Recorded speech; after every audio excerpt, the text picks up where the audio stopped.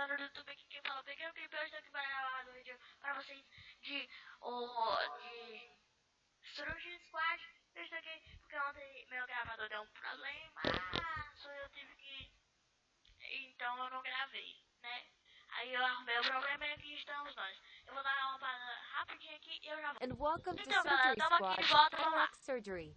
I'm Dr. Susie, and I'll be guiding you through this Doutora procedure Suzy tá today. falando aqui, né? Não vamos A dar cataract pra is a ela, clouding of the lens inside the eye. The lens is located behind the pupil and focuses light on the retina.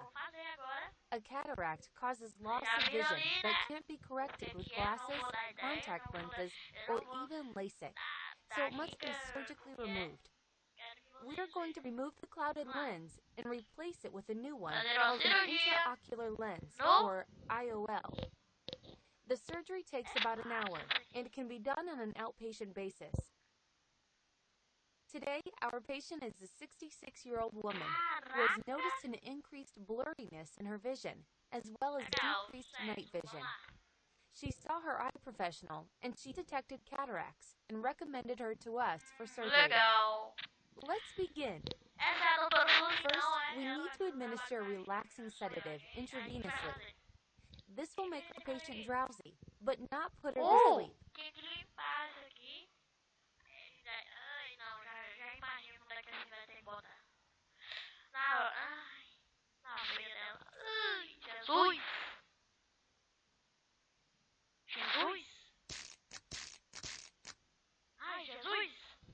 Just prior to surgery, additional drops of anesthetic are applied.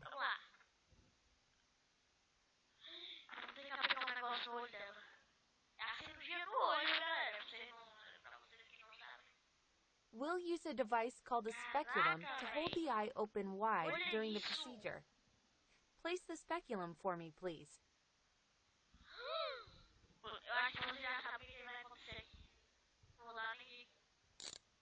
We begin the surgery with a small, painless initial side port incision.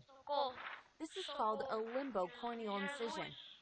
It's done by making a small cut in the limbus with a crescent knife.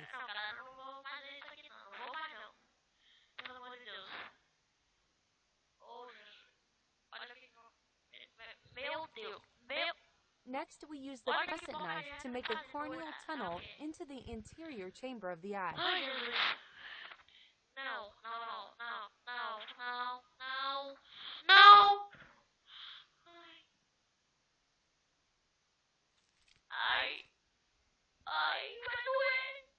A thick, transparent viscoelastic fluid is injected to fill the space between the cataract and the delicate underside of the clear cornea in front of it. This is done to keep the cornea from collapsing during the procedure. Help me out and inject the fluid into our patient's eye.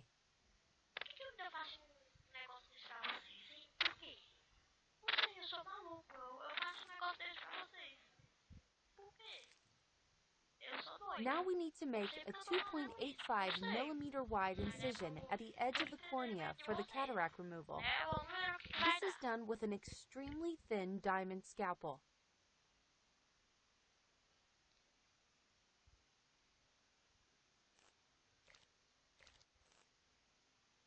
A bent needle is inserted into the incision and used to poke a hole into the clear sac that holds the lens with the cataract.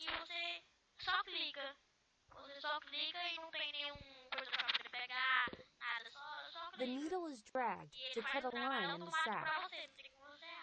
With the incision made, we'll insert the forceps to grab the torn sac and tear a circle out of it.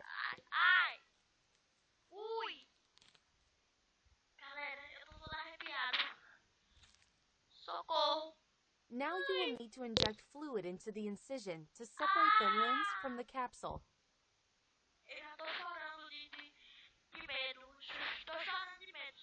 This causes the lens capsule to float so that it can be rotated during the next step. We'll now perform phacoemulsification, or phaco. This is done by using ultrasound to break up the affected lens so it can be removed from the eye. To do this, we pulse and drag the device to cut across the cataracted lens.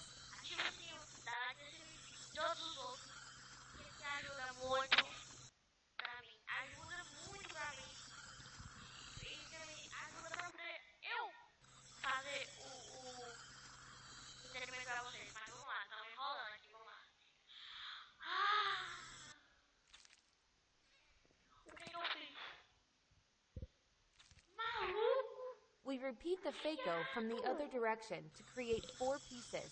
Socorro! Você não imagina o que eu tô fazendo aqui. Nossa. O que eu tô fazendo?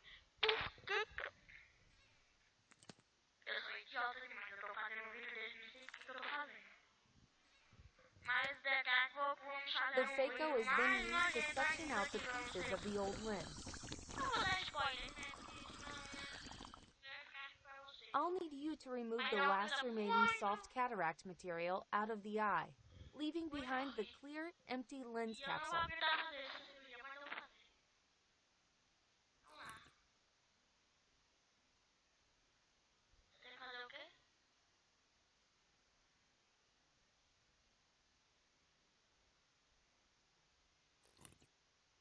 Ah, entendi.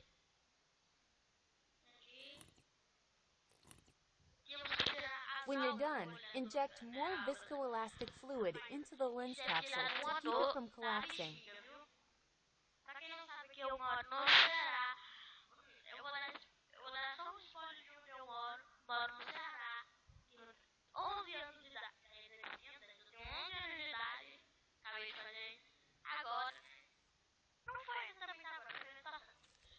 Então eu tô... The flexible intraocular lens is rolled up for insertion by the assistant and placed in a soft tube.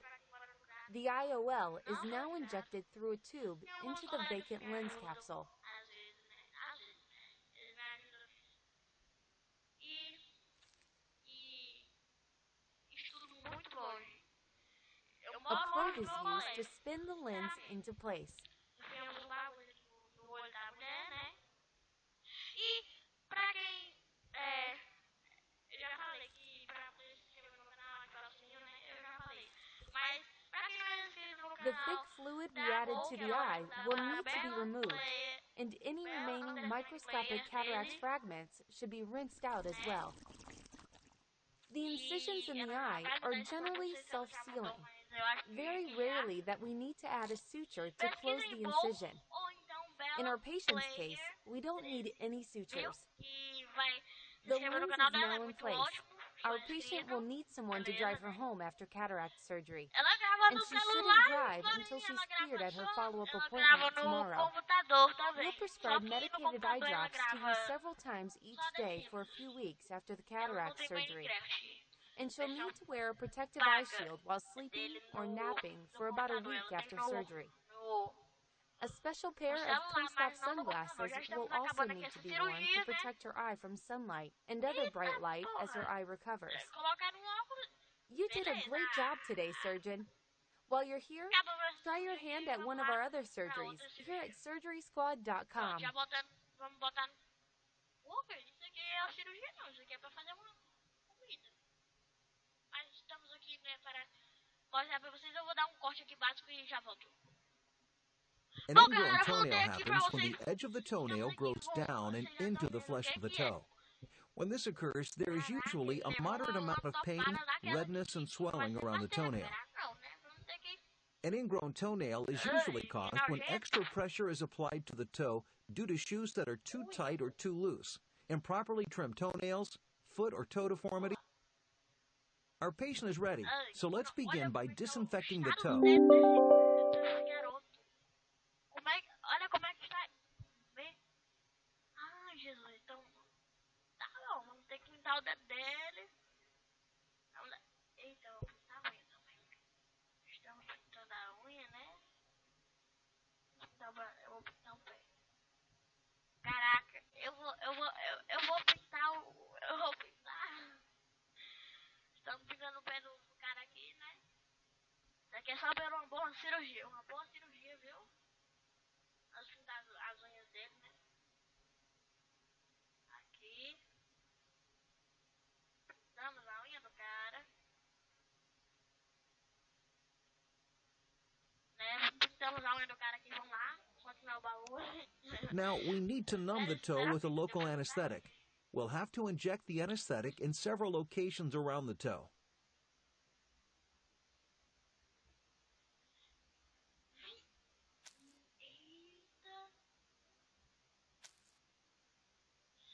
Não deixaria fazer isso em mim. Great. Now we'll wait a few minutes for the toe to get numb. First, carefully slide one blade of the nail anvil under the affected nail. We're going to go down the nail until we feel a little bit of resistance. Our patient's going to feel some pressure as we cut away the ingrown nail. Take the forceps and carefully remove the ingrown nail.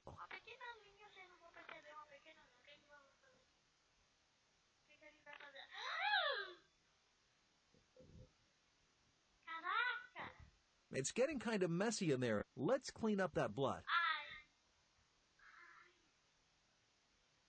See that small bit of pale yellow substance right there? It looks like the patient has a bit of infection in the toe. Firmly squeeze the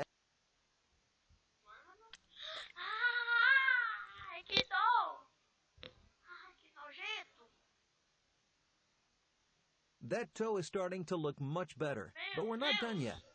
Next, we're going to apply some phenyl acid to the wound. This will help ensure that the problem of ingrowth will not reoccur in this toe. When you're done inserting the acid, I'll remove the tourniquet and we'll finish up.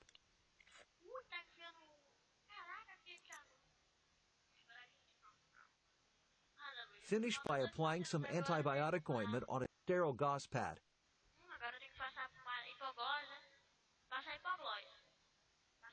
Place it against the toe and wrap it in a gauze bandage. Fantastic job! Since there was some obvious infection, our patient will be sent home with a prescription for some antibiotics. And that's how we remove an ingrown toenail. You did a great job today.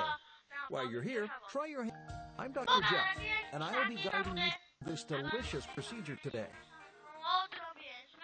Nothing helps me relax more after a challenging day in the OR than cooking a fine meal. Our subject today is a 24-pound turkey who is nicely thawed and ready to be the big star. Can you pat the turkey dry with some paper towels as I remove the gizzards and neck from the body cavity?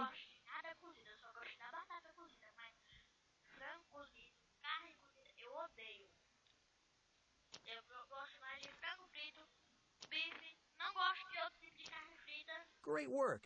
Let's wash up and get cooking. No matter what size bird you're working with, it's important to remember to keep it moist. If the bird is too dry, your guests might have to lie and tell you how delicious the turkey is, when they really wish they were eating a TV dinner. Here's how I prepare a turkey to keep it moist. There's about 45 minutes left. Time to remove our foiled tent and check. Smelling great. There's some nice drippings in the pan for gravy. Everything seems okay, but let's see where we are with the bird's temperature. Most turkeys come with this little pop-up device that's supposed to tell you when your bird is done. Thing is, it's not always accurate. That's where you need the meat thermometer. It's going to give you the most accurate temperature. We're looking for a temperature of 161 degrees for the white meat and about 180 degrees for the dark.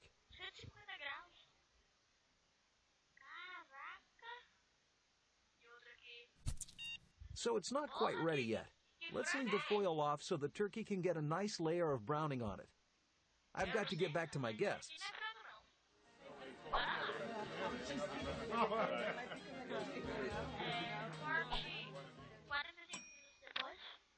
Here he is, all nice and brown and ready for carving.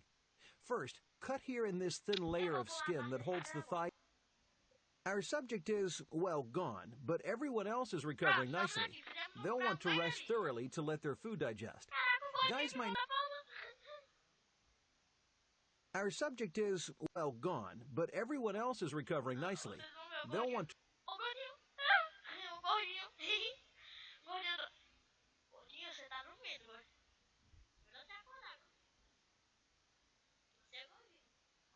You did a great job today. Thanks for your help in the kitchen. Have a wonderful Thanksgiving.